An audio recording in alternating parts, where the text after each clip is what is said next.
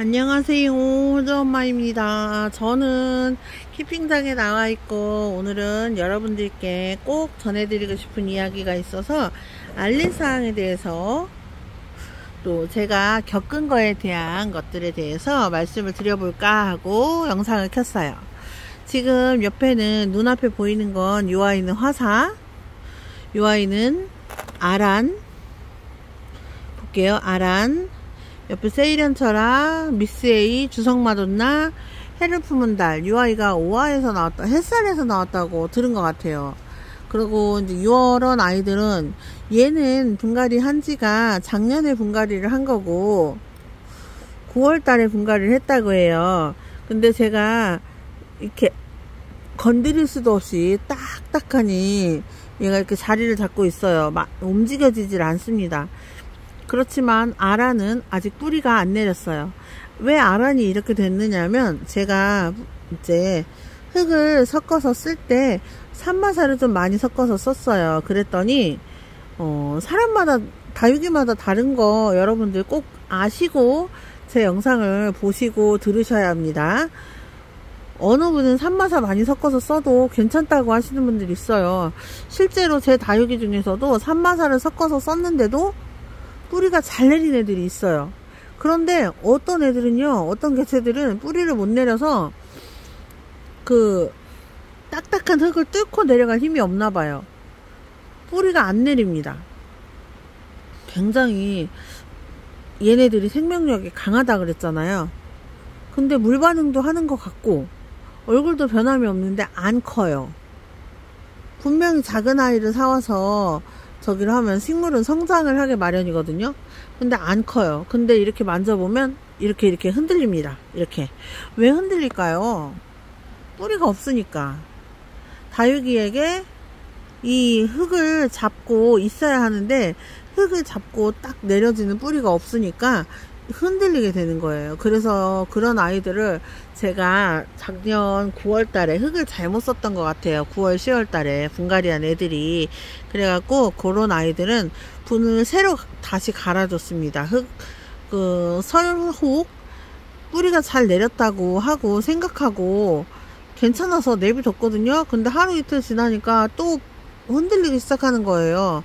역시나 뽑았더니 속에 새롭게 나온 실뿌리가 없어요. 실뿌리를 내리기에는 흙이 너무 단단했었나봐요. 그래서 산마사를 쓰는 건 좋은데 적정한 양을 쓰시는 게 좋은 것 같다는 생각을 합니다. 근데 저는 제가 이제 다니는 공방에 근처에 강이 있어가지고 강에 내려가 보니까 마사가 너무 깨끗한 거예요. 그래서 강마사를 갖다가 썼거든요. 그랬더니 흙이 포실포실해요. 이렇게 비빔밥을 만들었을 때 주먹으로 쥐었다가 이렇게 펴보면 손에 묻어나는 게 하나도 없어야 돼요. 근데 그거는 물에 젖었을 때도 마찬가지인 것 같아요. 그래야지 여린 다육이들이 뿌리들이 쭉쭉 뻗어 내려가서 뿌리를 내리고 이 아이들이 자리를 잡나 봐요. 그래서 요번에는 흙을 바꿔서 해봤습니다. 지금 이 미스에이가 지금 새롭게 심은 아이거든요, 오늘. 근데 요 아이가 이제 뿌리를 잘 내리는지 잘 못 내리는지 한번 확인을 해 보려고 해요.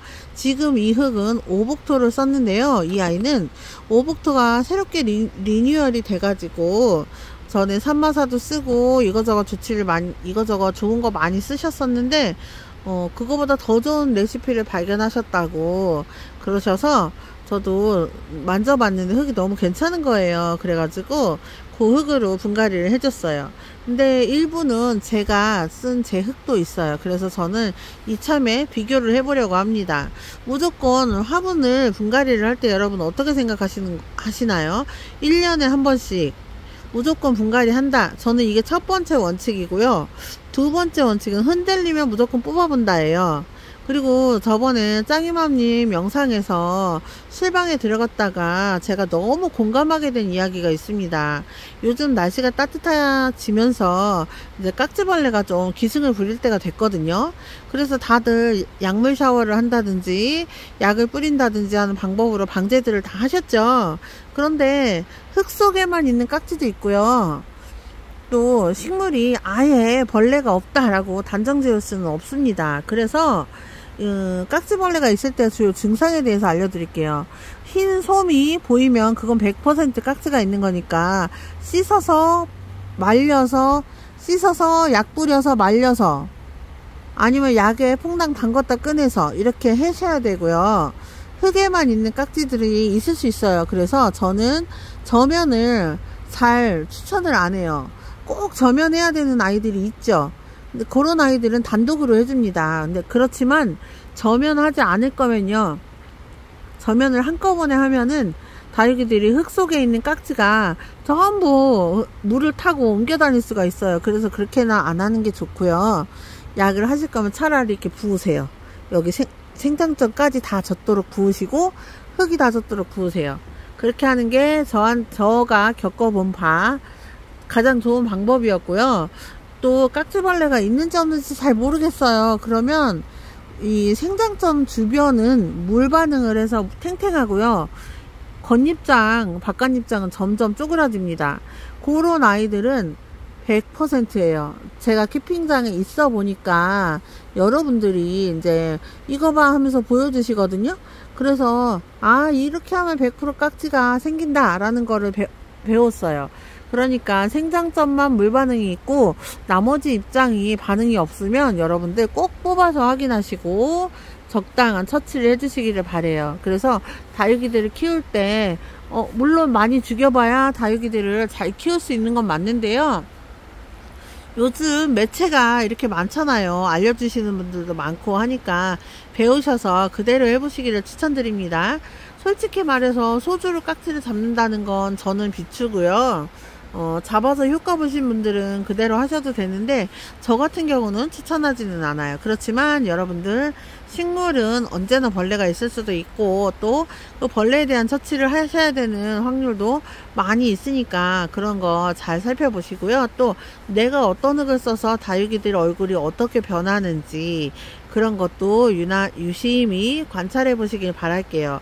산마사 많이 쓰시는 분들도 있고 안 쓰시는 분들도 있고 뭐 각자마다 다육이 엄마마다 쓰는 흙의 레시피가 달라요. 여러분 제가 본인이 사용을 했을 때 정말 다육이 얼굴이 예뻐졌다 하면 그 비율로 하시거든요.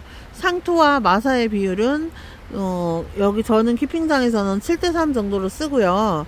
또 키워야 된다, 이 아이는 점점 커야 돼, 그런 아이들은 상토를 좀 더 넣어서 추가로 얼른 그때그때 분갈이를 이제 흙에 좀 더 섞어서 하고 하거든요.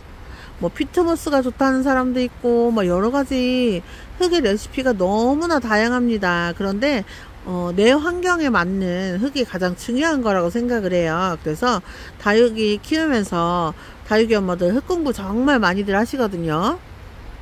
그래서 그런 흙 공부도 여러분들 해보시고요. 직접 경험도 해보시기를 바랍니다. 근데 저 같은 경우는 이제 각마사가 좋다고 하는데 아직 그거에 대한 뚜렷한 결과를 받은 게 없어서 여러분들께 말씀드리기가 조금 어려운데요. 산마사를 많이 쓰게 될 경우에 흙이 딱딱해져서 다육이들이 달궈지긴 하는데 성장은 못하는 그런 일이 발생할 수 있다는 거를 배워서 여러분들께 정보 공유 겸 알려드립니다. 여러분, 호두는요, 오늘은 여러분들께 흙에 대한 이야기를 해드렸고요. 다음번에 이제 벌레 잡는 효과적인 방법이 있으면 한번 찾아보겠습니다. 여러분, 호두 오늘도 키핑장에서 여러분들께 도움될 만한 이야기를 해드리기 위해 노력했습니다. 구독, 좋아요는 필수예요. 여러분 사랑합니다. 호두 엄마 영상은 여기서 마칠게요. 감사합니다. 안녕히 계세요.